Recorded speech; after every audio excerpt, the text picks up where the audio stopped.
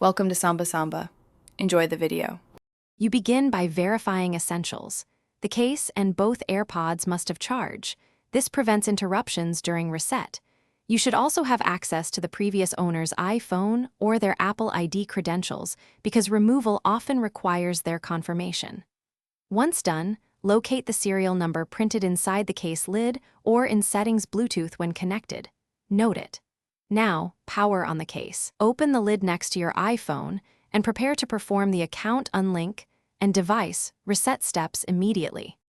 You now remove the AirPods from the previous account. If you have owner access, open Settings, tap the owner's Apple ID, select the AirPods, and choose Remove from Account. Confirm when prompted. If the owner is unavailable, perform a forced reset by placing both AirPods in the case, closing the lid, waiting 30 seconds, then opening it and holding the rear setup button for about 15 seconds until the status light flashes amber then white. This severs Bluetooth pairings and prepares the earbuds for a fresh setup. You finish by pairing and verifying full functionality. With the case lid open, bring it close to your iPhone, accept the on-screen pairing card, and follow prompts to complete setup.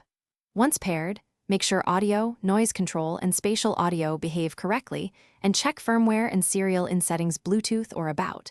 If activation lock or unable to pair persists, make sure the previous owner removes the AirPods from iCloud.